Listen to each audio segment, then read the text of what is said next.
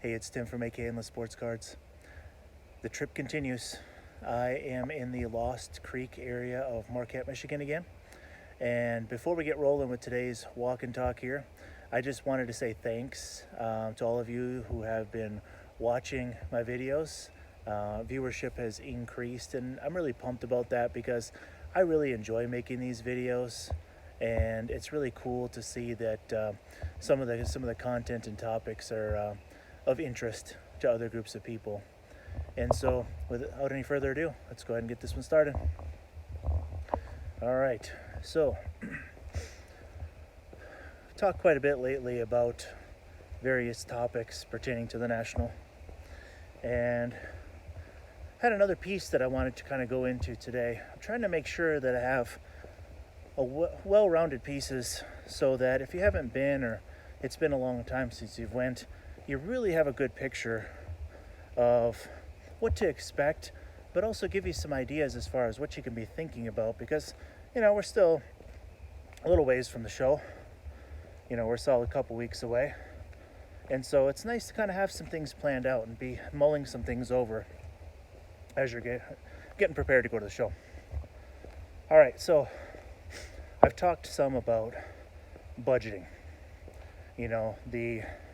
how setting a budget is a necessity. Sure.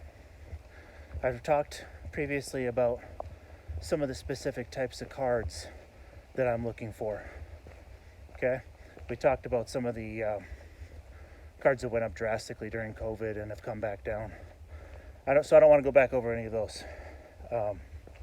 However, when you look at your budget, if you have a list of cards that you want to pick up, there's probably going to be a pocket of money left over after you find those cards. And I consider that money to be kind of like my whatever money.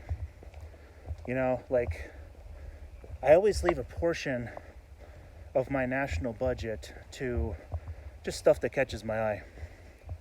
I don't like to have everything planned out, because if you're going to have every card planned out, then it's not really a whole lot different than just making a list and buying them all off eBay, So I like to leave a portion of my budget for just the whatever, so to speak. So I'm going to kind of give you some examples of my thought process on the types of things that I'm looking for with that portion of the budget. Sorry, a lot of mosquitoes again today. I'm going to try to keep moving here. All right, so number one on my list, I enjoy doing a little bit of prospecting across 3 of the major sports when I go to the National with this extra amount of money. After I've checked some stuff off the list, I like to do a little prospecting. So I want to start with baseball. So I'll give you some examples. I don't watch a lot of baseball. I'm a Cubs fan. I thoroughly enjoyed, of course, my earliest memories of the Cubs in 1989. Great team. Talked about Jerome Walton before. I, of course, really enjoyed the 2016 World Series. It was just amazing they were able to win one in my lifetime. I wasn't always sure that was going to happen, so that was really cool. So I like to do a little bit of prospecting, though. And a few years back, a couple examples of prospects that I fit into that part of my budget at the National. I bought a Juan Soto Topps Chrome update for like $10. And I bought a Ronald Acuna Bowman Megabox Refractor PSA 9. The Soto was raw. Ended up sending that in to get graded after he had a really good rookie season the year after. Sent it in, got it graded, got a PSA 10. If you're not familiar with Juan Soto Topps Chrome updates, they grade really easy typically. A lot of 10s. Well, during COVID, when the prices spiked up, I traded that card at like a $300 value. It was great, because I had like $30 into it, with the grading fees and stuff. So that was an example of a prospecting hit, Got $300 value out of it. I'm mainly a basketball card collector. Got a nice like third-year Jordan PSA 9. Great trade. The Acuna Megabox Refractor. think it went up to like 125, 150 bucks. I paid 25 or 30. I want to say 25. It sold for somewhere between 125 and 150. So that ended up being a good example of a couple prospects I bought from baseball in years past. So those are a couple examples there. Here's my strategy. So, I told you that I don't really consider cards to be investments. You want to do a little speculating for fun, go for it. Again, I'm not a financial advisor. I'm not giving you financial advice, but what I'll do typically is, if I want to have a little fun and I want to do some low-end prospecting in baseball, I'll take a look at like the top 25 prospects. Like I'll take a look at that list on my phone and kind of get accustomed to who those guys are. Just kind of read the lists over, get an idea of, what type of prospects am I interested in. I don't buy any pitchers personally. All people that play in the field, hitters, bats. And so I'll look at top 25. I'll pick 5-6 guys, and I might look to buy some low end stuff. By low end, I mean, ranging from like $1 to $10, $15. If you haven't been to the National before, you're going to see some booths that have crazy expensive prospect cards. And hey, if those guys turn out, it's going to be awesome. If they don't, though, yikes. I don't swim in those waters. I don't spend big money on baseball prospects. But I will, like I said, look at that list. Come on, list of 5-10 guys. It's kind of fun to find dollar cards of those guys. $1 to $10 cards. I don't go much higher, maybe 15. So I enjoy that. One guy that I haven't mentioned, and I guess I must have been under a rock lately or something. I guess just because I haven't been paying attention to baseball. Again, sorry, mosquitoes. Shohei Ohtani. This guy's a generational talent, and if he keeps this up, he's an all-time talent. I mean, how many times have we had a guy like Babe Ruth since Babe Ruth? Ohtani's got like 30 home runs, 60, 70 RBIs. He's an outstanding pitcher. That is so unusual. Ohtani's the guy that I'll target at the National. I'm a guy who likes the goats. Talked about in a previous video that, I want to pick up a Gretzky rookie. I like collecting the goats. Ohtani's got a chance to be a goat, in my opinion. I'm going to target his stuff. I did get a Bowman Mega Box Refractor from 2017, BGS 9.5. I bought it and I kept it. That's a $1,000 card now. Paid like $150, $170, whatever it was. Great card. Love the story behind that card too. But that's the extent kind of my baseball prospecting. I do like to allocate a smaller part, across the road here. I do like to allocate a small part of that budget though, just to have some fun. So, second, football. If you're new to collecting football cards, word of advice to you, look at a lot of past values of a lot of the positional players outside of quarterback.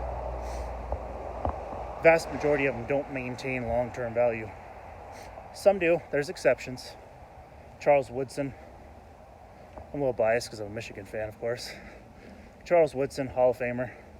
Some of his stuff, maintained pretty high values.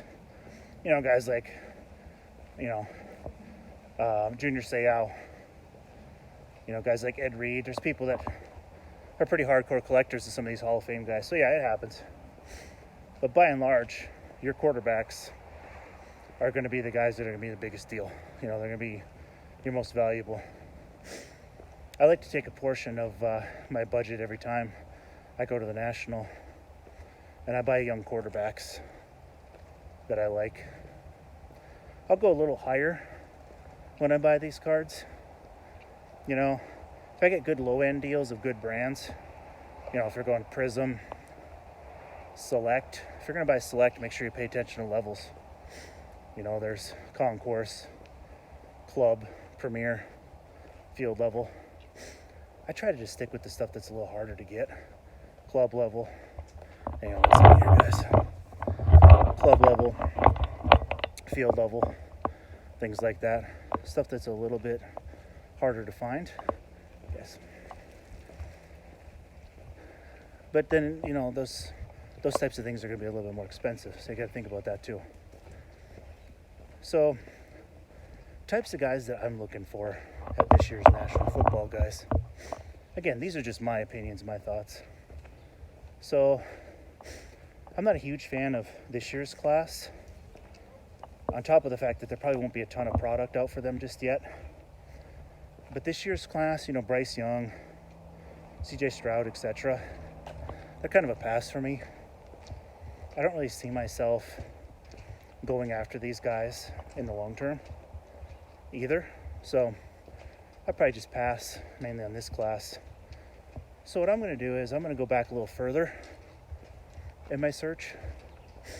So some of the guys I'm going to be buying, I'm going to be looking for guys like Trevor Lawrence, Joe Burrow, maybe a little bit of Justin Herbert. But I'm going to be pretty selective.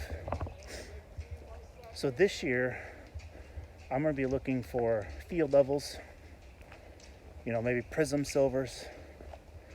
If you go with Chronicles, to me, it's numbered stuff. If you can find some numbered stuff or SPs. I'm not looking for too much of the bulk stuff. You know, if you can get base Prisms cheap, $5, $10, $15, which in many cases is going to be pretty tough, then great, I'd get those. Otherwise, I'm looking for numbered. I saw a video a while back, I don't remember exactly who put it out, about how many numbered Trevor Lawrence cards there are. There's a lot. A lot of product. A lot of various types of parallels that are all numbered. So the point is, like, there's a lot of different ones. So the fact is that there's a lot of Trevor Lawrence serial numbered cards. And a lot of them are the types of parallels that aren't that highly desirable. You know, like, would you rather have a color match green, I'll just make up numbers, but a color match green number to 99 or a purple number to 50? I'd rather have the green, personally. So I'm going to be looking for those types of things as well. Preferably raw. Again, one of the big bonuses of going to the National is that you can hold the cards in your hand and you can check them for condition. I'd rather buy a raw Joe Burrow that I can inspect. So I got a pretty good eye for grading. I've sent a lot of stuff in. I pretty much know what I'm looking at. I'd like to get a raw Joe Burrow, let's say for $80. That's worth $350 in a 10. Then just buy the $350 10.